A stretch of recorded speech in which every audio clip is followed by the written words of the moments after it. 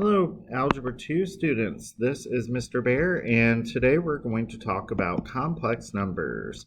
So we're going to start with a little exploration, and for such, I'm going to be using our great tool Desmos to help us. I am going to solve these three equations, x squared minus 9 equals 0, x squared minus 5 equals 0, and x squared plus 1 equals 0. But I'm going to do it from a graphical perspective to start. So x squared minus 9 equals 0. So I'm just going to type in the x squared minus 9. And on our graph, we could see we get negative 3 and positive 3. So what I'm going to do is graph this. We saw our solutions at these values. Graph opens up. And so we know negative 3 and positive 3 are our solutions. X squared minus 5 equals 0. Let's see what happens there. So I'm going to change this 9 to a 5. And it looks like we get values of about negative 2.236 and positive 2.236. So I'm going to go ahead and graph those. They're not exactly on integer coordinates, but that's okay. So we see about negative 2.236 and positive 2.236. Okay. Now for x squared plus 1 equals 0, let's see what happens. I'm going to change this minus 5 to a plus 1. This graph doesn't appear to cross the x-axis, but it does have a y-intercept at positive 1, so I'll draw that in. And when we look at this, it does not cross the x-axis.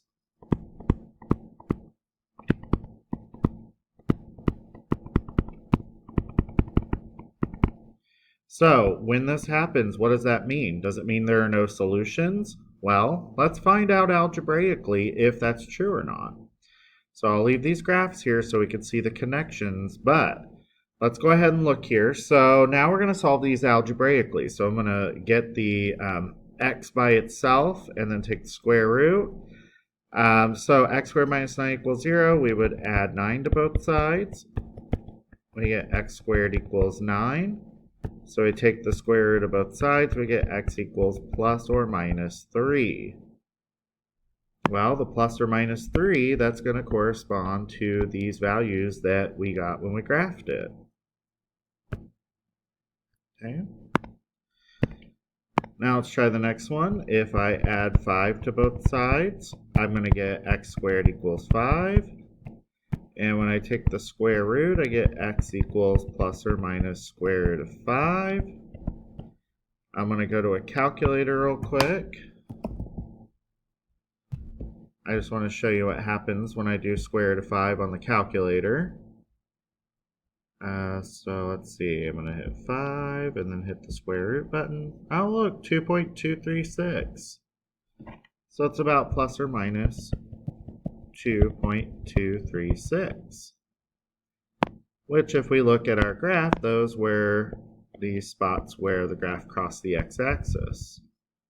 Okay. All right, now for the last one, if I were to solve this out, what I'm going to do is subtract 1 on both sides, and we get x squared equals negative 1. We take the square root of both sides, and, well, square root of negative 1. I know that in order to get a number and a square root, I would have to be able to, take a value, multiply it to itself to get negative 1. So if I tried doing negative 1 times negative 1, well, that can't work because two negatives multiply to a positive. Well, if I do 1 times 1, again, that's, going to be positive 1. That's not possible either. And we know we can't take negative 1 times positive 1 because the square root says you have to multiply a number to itself. So what in the world would this be? Well, this is why we have to create a new kind of number system. In examples A and B, we were able to get solutions we could see on the x-axis.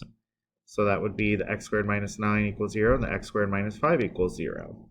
In example C, we did not see the graph cross the x-axis. So how do we still get solutions when we solved it algebraically? Well, right now we don't know what it is. If I had some number for square root of -1, I could maybe actually get a solution. So we're going to start with the definition of an imaginary number. Okay, we're going to say that the square root of -1 is equal to this value I. Okay? That is how we're going to define a number like what we got for our answer in part C. So square root of -1. Well, since we're now calling that I, we now have a solution for this. Now technically it'd be plus or minus I, but right now we're going to focus on the positive square root.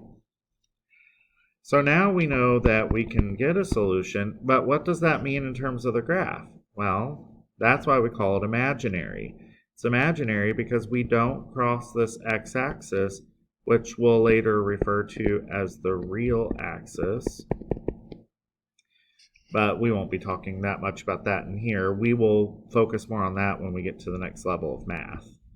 But just know right now that we're going to define square root of -1 as I.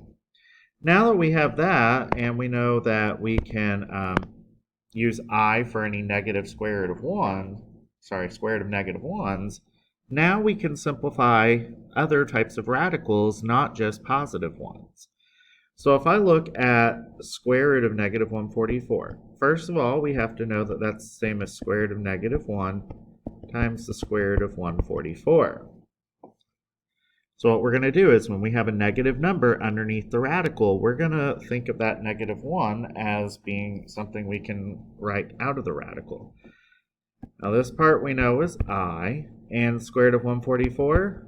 Many of you probably know that 12 times 12 gives you 144. That's a pair of 12s. So we get I times 12, which we always write as 12I. Okay? Now I know you might be thinking, oh, Mr. Bear, I could have broken the 12 down more. Yes, you could have, but at the end of the day, you would have ended up with a pair of 12s. For square root of -75, we're going to first think of that as -1 times square root of 75. We know this one will be I. For 75, I'm going to break that down into 25 and 3, and then 5 and 5. So we got a pair of 5s, so that pair of 5s, so we know this will be 5 radical 3. When we write I times 5 radical 3, we usually write it as 5I and then radical 3. Okay? For square root of -160, again, we break it down. We know this first part gives us I. For 160, I could do 16 and 10.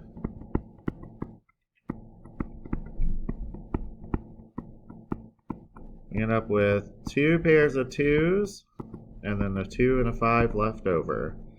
So that'll be 4 radical 10. So those 2 pairs of 2s get multiplied together to make the 4. And then the 2 and the 5 get multiplied together to make a 10. When we put that together, we'll call that 4I radical 10. Okay? So that's how we're going to simplify radicals with imaginary numbers. So basically negative radicals. All right, now let's talk about powers of I. Right now we know that square root of -1 is equal to I. So what happens if we square both sides? So if I took this and I raised each side to the power of 2, well, the square root cancels with the square, so we get -1 equals I squared. And what happens if we multiply I squared by I? Well, we know I squared equals -1, so I squared times I is going to be -1 times I, which is -I. So -I is going to be the same as I cubed. And to get I to the fourth, we're going to take I squared times I squared. Well, each I squared is -1. And when you multiply two negative ones, you get a positive 1. Okay. All right, so looking here, so we have this pattern. So we know we have I, and then we have -1, and then we have -I, and we have 1. So I'm going to kind of keep that out to the side. I to the 5th, I'm going to write that as I to the 4th times I, which in our case, I to the 4th we know is 1. So I to the 5th is just I. I to the 6th I could think of as I to the 4th times I squared. Well, I to the 4th we know is 1, and I squared we know is -1. So 1 times -1 is -1. For I to the 7th, we're going to think of that as I to the 4th times I to the 3rd, because remember you'd add your exponents. I to the 4th we know is 1. I to the 3rd we said is -I.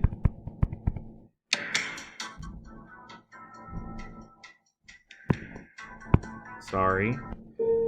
Alright, so that gives us -I. And if we want to do I to the 8th, that's just going to be I to the 4th times I to the 4th.